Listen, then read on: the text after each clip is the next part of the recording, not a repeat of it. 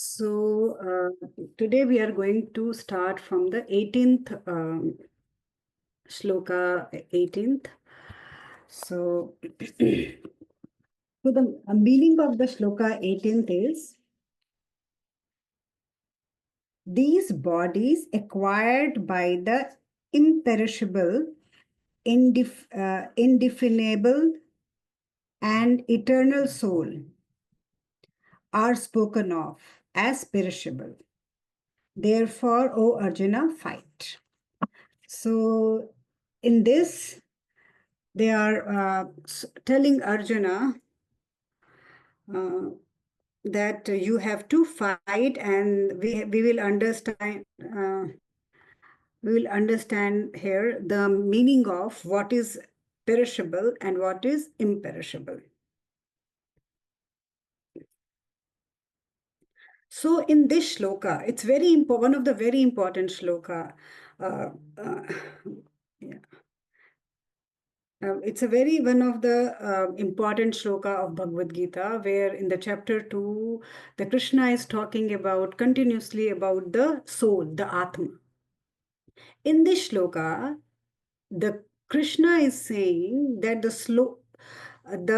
soul is one. He is using singular number for the soul, and he is using plural number for the bodies.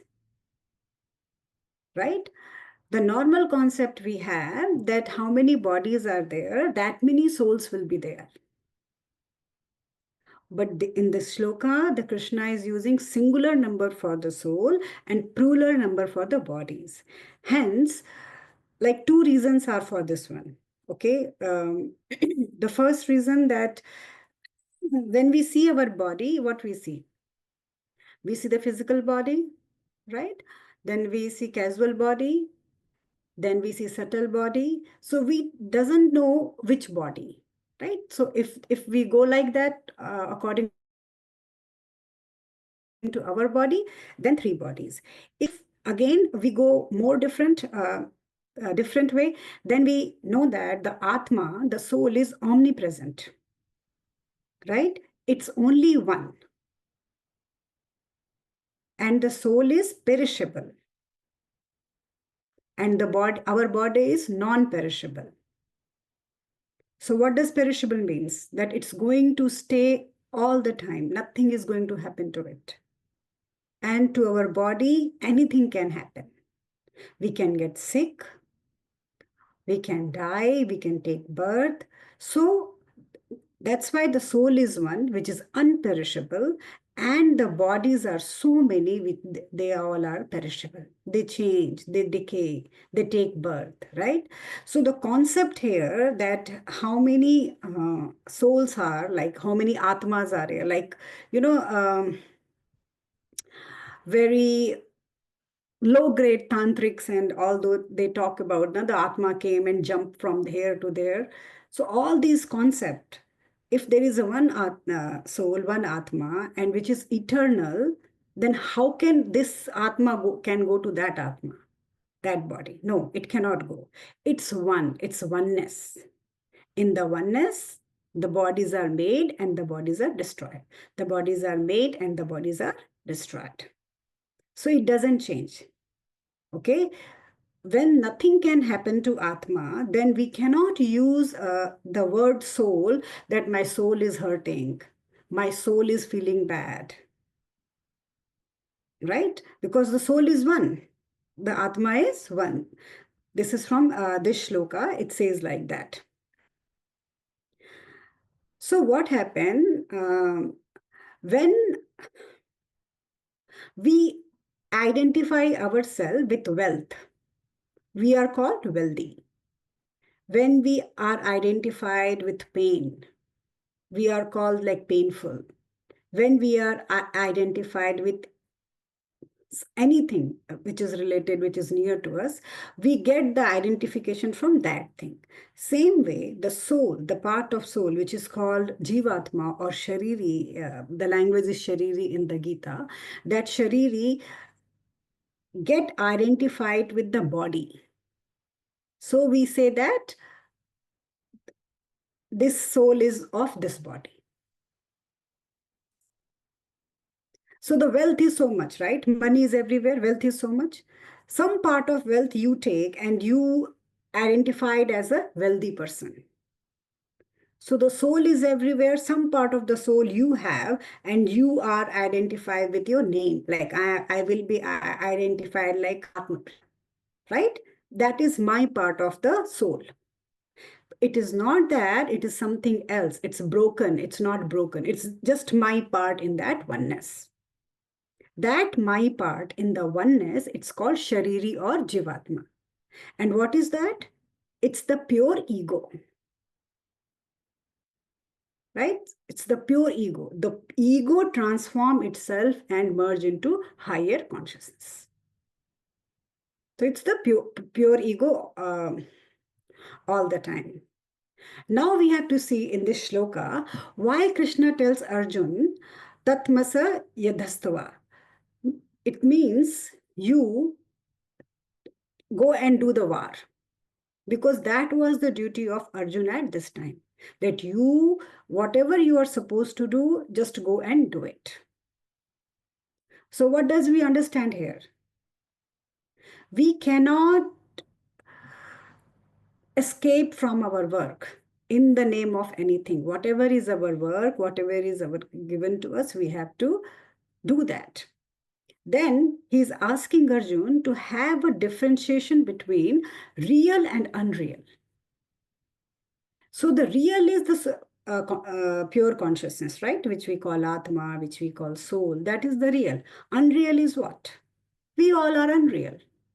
Today we are here, tomorrow we won't be here, right? So differentiate between real and unreal. The real thing is eternal. It never changes. It never modifies. Nothing happened to it. Thousand and thousand, millions of millions year pass. The soul is like that. The consciousness is like that. So many people came and went away. So the people who are coming and going away, the plants and animals are coming and going away, those things are unreal. If you understand the real here, right? If you understand the real part, you should not grieve about unreal. Why do we grieve? Because we think that something very close to us is going away. But if you understand the real, you should not grieve about unreal things, the things which are perishable. Like we buy vegetables. We know that these vegetables are going to be bad in some days. Are we going to cry for that? No. Same way, anyone came in this world, that thing has to die. That thing is perishable. It will go away. We should not have grief about the people or things going away. What we should have? We should get connected to Supreme Soul, that this is eternal. This is not going to go away. So in the shloka, Krishna is telling him to understand that what is the duty and how the duties should be attached with the real one. What we do, we attach our duty with the unreal things. And then these unreal things, unperishable things, give us pain and pleasure. But if we are doing our duty towards the real thing, means we are following dharma, we are speaking truth, we are in the oneness all the time, then these unreal things will not disturb us. In this unreal world, we will be just flowing like a water. Whatever will come in front of us, we will just do that. So now, here we have to understand that Krishna is telling Arjun, you are not doing anything wrong. You are not doing anything right. Whatever comes in front of you, you are just doing that. So there is no concept of right and wrong. Right? There is only that what was needed, that was done. The need of the moment can change all the time. We have to understand that. The need of the moment changes all the time according to situation, according to things. So we cannot say that if we are hungry at that time, if we eat food, that is right. But if we are not hungry and we are just dumping food in our tummy, that is not right. It has nothing to do with the eating food. We need to look at the situation. Is the situation is right or the situation is wrong? So in the path of the truth is what? It is omnipresent. It's everywhere. And it never die. But the perishable body, we talked about that, the unreal world, the body dies here. So very beautifully, they have described this dying. The dying is of two parts. The first dying is that when internally you change. We see many people, right? And suddenly we met them after 10 years and we'll be like, wow, this person has totally changed. This person is not like before.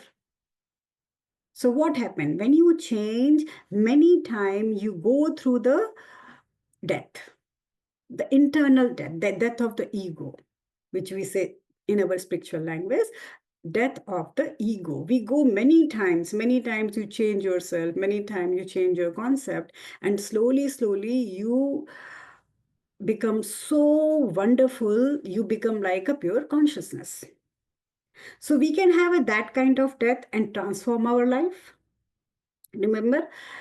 So if Duryodhan, in the case of Mahabharat, if Duryodhan would have listened to all his uncles and the people who were trying to make him understand, or to the Krishna, and if he had changed himself, understood the situation and changed himself, and given some part of his kingdom to his brothers, then everybody would have lived very happily. Because Duryodhan was not able to do the change inside him, that's why somebody has to come and kill him from outside.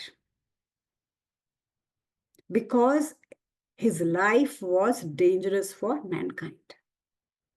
So it has described two deaths. One death is inner death. You die, you get up, you become more good person, less ego, wonderful person. One, if you are not ready to change from inside, then what will happen? Then from outside, somebody will come and that person will kill you. Because you are threat for the humanity. Because Duryodhan at that time was the threat for the humanity. So, and how will a person change from inside? It's not easy. Nobody can force anyone to change. We can just tell people, we can give knowledge, we can provide situation, we can show them that if you change, things will be better, but nobody can change anyone. It's the self decision, right? When you decide that I have to change, that is the moment anyone can change. But before that, it's very hard. Nobody can change. And for that kind of change, to kill yourself and learn something and change, it's like very tough job. It's not easy. But all of us have a chance in our life to change ourselves, to become a better person. So first, what should we do? The first thing is like, first we should try to change person in the subtle level. Means their inner state should change. They should listen, become more human, more trustworthy, all the good quality. But if the subtle change is not happening and the person is a threat to society, at that time you need to somehow kill that person or remove that person. Killing that person, killing anyone is the toughest thing. It hurts. Now this Pahalgam killing happened. We all are so hurt and feeling pain because we as a human recognize ourselves with the body,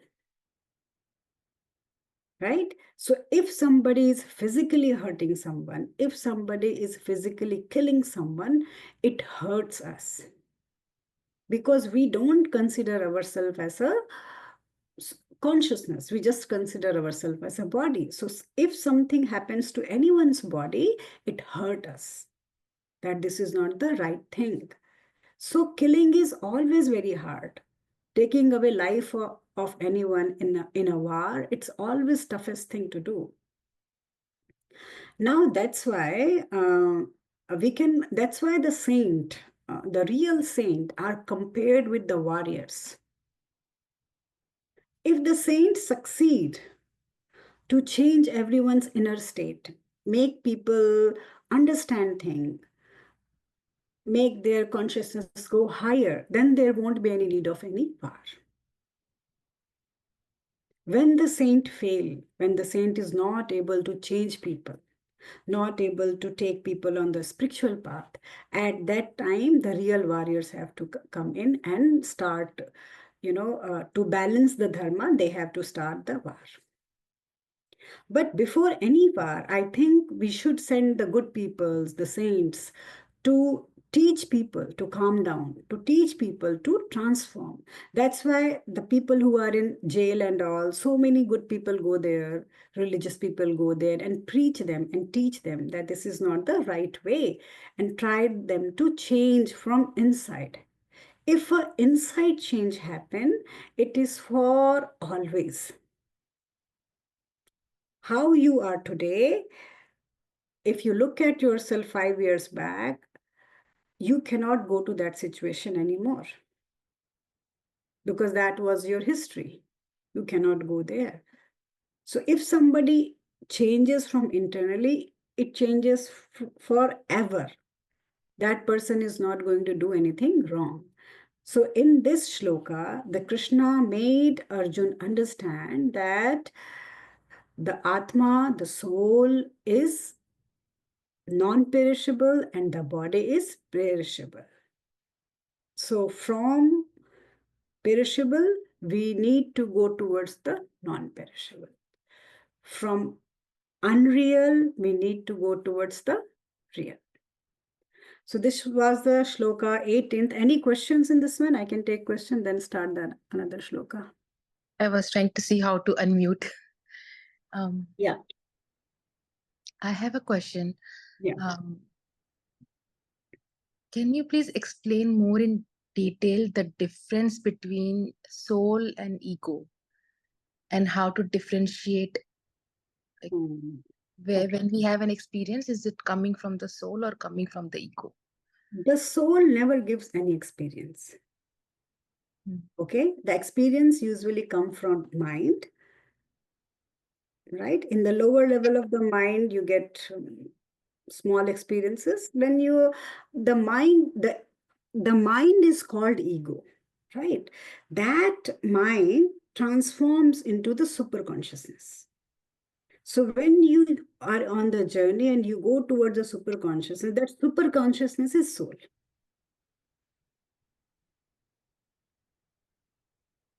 Not able to understand? Okay. So I need a blackboard. So maybe this is the super consciousness, right? It is eternal, it's very big. And then let me find some small thing here. Okay. And this small is our body, right? This is small is our body. This is called ego. Okay, this is pure ego. This is mind. Mind is the ego. Then slowly, when you are on the path there, you are going up, up, up. So your bad experiences will start going away. Good experience will start coming, coming, coming, coming, coming. And then you are going to merge into this one, right? So in this journey, when this is at down here, you will have bad experience. Your experience will be not good. It will be too much mind-centric. It will be too much according to your wishes. As you start going, as you start unveiling yourself, as you start removing your ego, you will have a very different kind of experience. But when you merge into this point is what? Advaita, the pure oneness. When you merge here, there is no experience. Because no good, no bad. Yeah, because there is no one to see, and there is no scenery, and there is no one to see. because both of them, the person who was seeing, because at this level, the subject and object became one. Usually what happened, we are the subject and this phone is the object, right? Two things are there, subject and object, but at that higher level the subject and object merge into one, right? There is nothing. So everything around is what, everything around is the nature, the prakriti, we called it the nature, right? And they, we merged with the nature and become one. The differentiation finishes there, and that is the pure oneness, right? Did you understand? It's tough topic. Slowly, as we go gradually in the Gita, you guys will understand. So, perishable and non-perishable. The soul is perishable, it is eternal, it was always there, it will be always there, and the body will be changing all the time.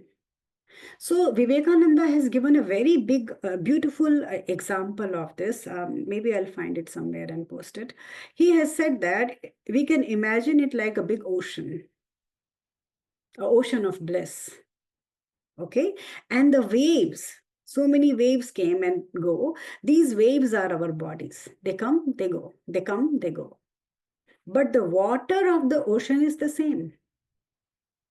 Maybe the composition of the waves can change, right? Something will be there. Maybe some leaf is flying and got attracted to this wave and went up with that wave. Maybe some waves can be very long, some waves can be short, some can be thick, some can be very thin, like, so different kind of things happen. But this is the way it's just going on. You can imagine that it was a big ocean and the waves, and these waves are we. We are represented as waves. With the same consciousness, we come, we fell down. Every wave is different to, like two waves are not same. Go to ocean and see that every wave is a little bit different. Maybe one drop of water is more in this one drop of water is less in this. But the real material is the same. I It will have a be, question. yeah. So if the soul is the same and we Mhm. are all taking different bodies, so Mhm. the characteristics of the soul, Mhm. some of it should come now, some goes to next birth, some goes next birth. Yeah. So can you explain, like, sometimes we feel, oh, some good characteristics we have, has it come from? Yeah, the good characteristics and bad characteristics. First, nothing is good and bad, but whatever we feel good and bad, it all comes with the how much less ego you have. If you have less ego, you will see very many good characteristics inside you. If you have too much ego, if your ego is too high all the time, then look at the criminals, the bad people. How egoistic are they? They will just go and kill people, right? They won't even think. So it's their ego, right? So it's the worst form of the ego, the downest, the lowest form of the ego, where they are just, ready to do anything bad to anyone. And now, then you can say that some people are white, some people are black, right? Some are very intelligent, some are not intelligent. These all things we see, na? And we attach all these things with the karma. And we say, oh, karma was good and bad, so that these things are happening. We'll talk about the karma in further shlokas, that how karmas goes with it. But for this shloka, just understand, imagine the waves. Are all the waves of the same size, same length, same everything? No, right? Everything is so different. So if someone is very intelligent, it's not something to be proud. If someone is very bad, you cannot hate that person. Maybe the combination of the ocean water, some combination was good, so that person became brilliant, genius. Some combination was not good, so that person became very criminal or a, sad person, something. So that's why whenever I talk, I always say about the oneness. If you are in oneness, if you feel oneness, you are not going to hate anyone. There should be not any hatred at all. Yeah, I have a question. Yeah. How do you identify that it's not the ego, but how do we identify to take it out? You cannot take out ego. You have to just transform ego into higher consciousness. Okay, Yeah. got it. Yeah. Ego will be there, right? That the same ego is the mind. In different level, it changes. The mind is something where the ego stays.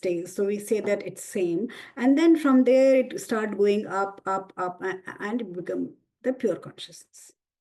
It's like something starting from down, and when it goes up, it become like so big,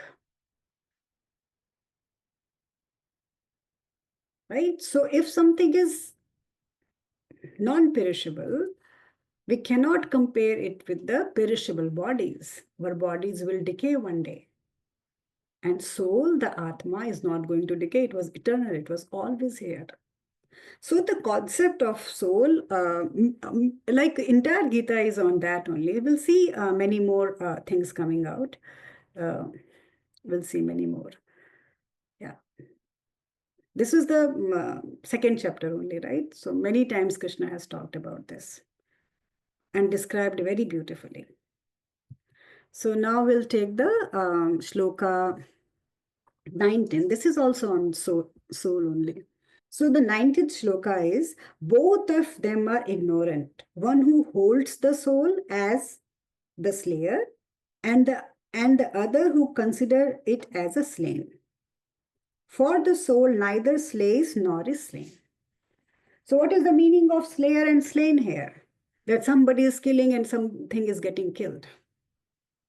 So Krishna is saying in the 19th shloka that the both people are ignorant. The people who think that you can slay something or something is there which can be killed, right? So Atma cannot kill someone. The soul cannot kill someone. Nobody can kill the soul.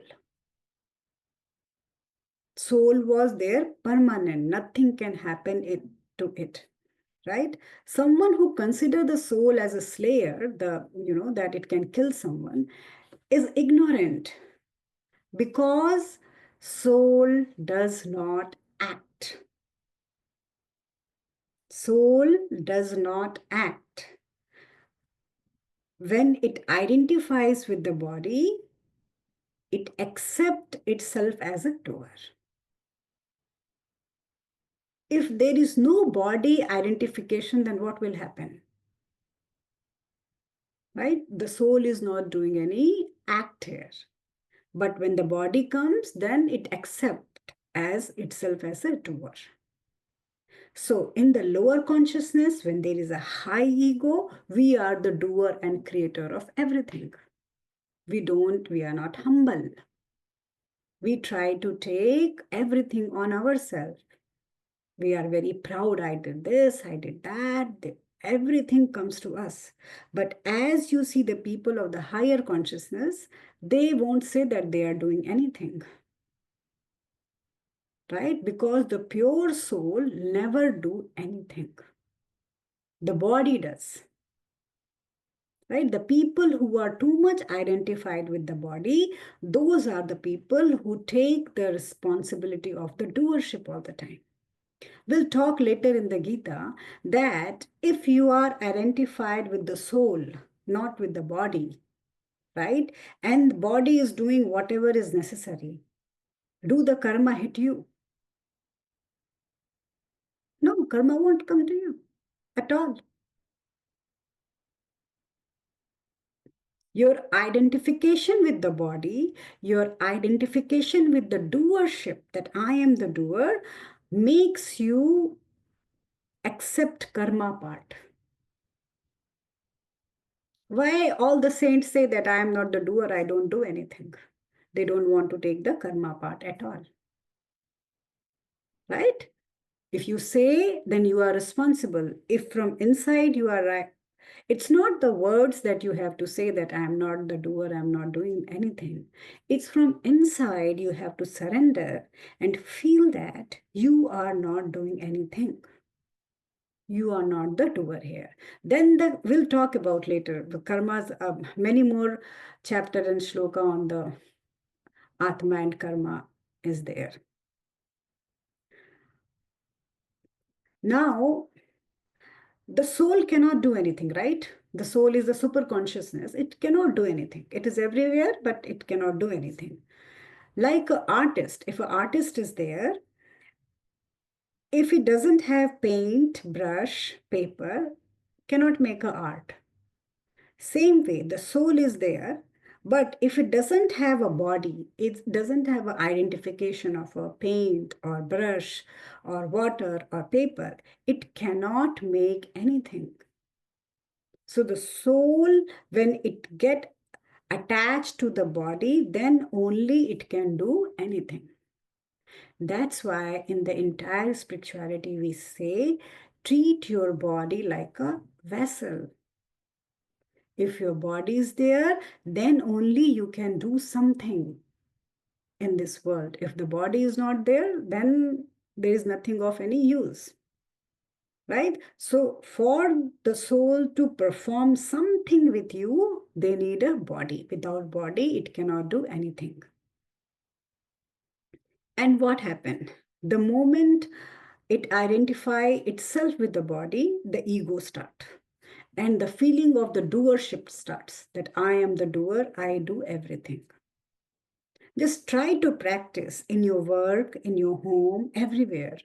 Just try to practice with who I am. Add one more line, I am not the doer. And see, a big amount of karma will just go away, it will just vanish away. It won't come to you at all.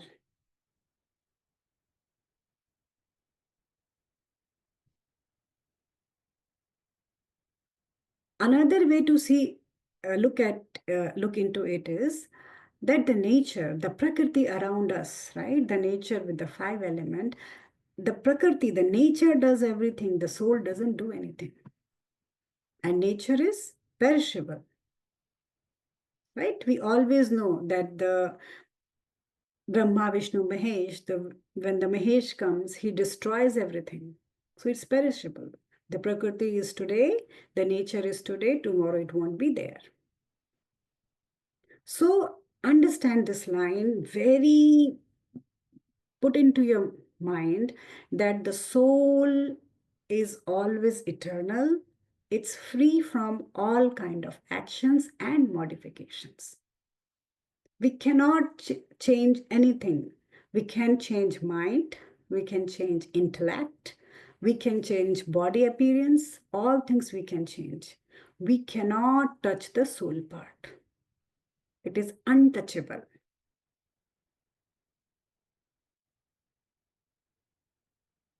So now we, in this shloka, we see that the soul cannot kill someone, right? But then also the Krishna is asking Arjun to go and kill the Duryodhana. Now, if we look more deeply, we'll see Krishna is talking to whom here? Krishna is talking to the body of Arjun, which is made of the ego and identification. Krishna is telling to that body that go, whatever is necessary, do that. Krishna is not talking to the soul here, right? Because soul is not going to participate in the war. The body, the ego, the identification is going to take part in the war. So Krishna is telling him that, okay, that ego has a name called Arjun, that Arjun, go and do this war. He's not talking to the soul at all. When the soul is not participating in anything, will the soul suffer?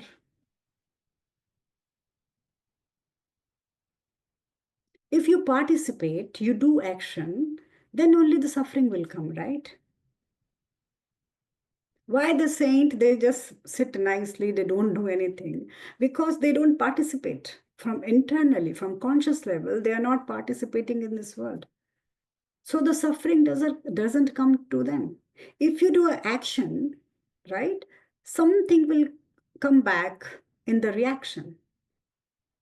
If you are not doing an action, nothing will come back. And it's a good example. I can give, I'm not that great, but I can give my example.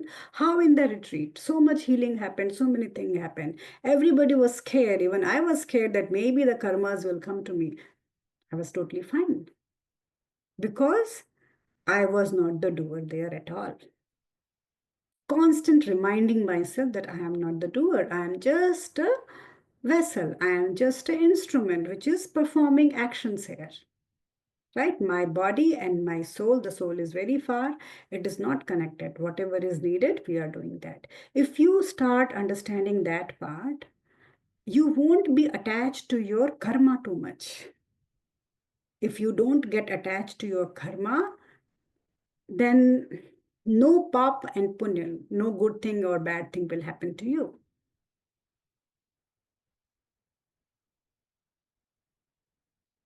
So when the soul never dies, never take birth, will the soul ever fight? No, it's not going to fight. So it's just the ego of Arjuna, which that ego, the Krishna is talking in his physical body. Now, who is Krishna here? This question also comes now. Okay, Arjun is a gross ego. He's scared, he doesn't want to fight, he doesn't want to participate in the karma part. Then who is the Krishna here? The Krishna is one who reached to the super consciousness. The Krishna is one who is the representative of the super consciousness. Krishna is one who is talking about the truth here. Krishna is one who is not attached to anything, just looking to this world as a, as a flow that, okay, whatever is necessary, we need to do that. We cannot be attached to our karma. This is the Krishna here. That's why the Krishna is called Avatar, right? Because he is very near to the super consciousness. He is the representative of super consciousness here. Who is guiding Arjun? That Arjun, don't go into your thoughts, perform your duty. Whatever you have to do, you have to do. And the soul, you are worried that if you kill someone, it will come upon you, it will be a bad karma to you. No, because it is necessary here. You are not killing anyone's soul here. The bodies are perishable. They go and they come back. They go and they come back.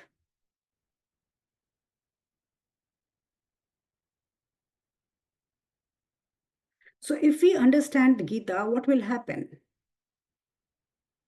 We will not behave like Arjun. We read about Arjun from starting, right?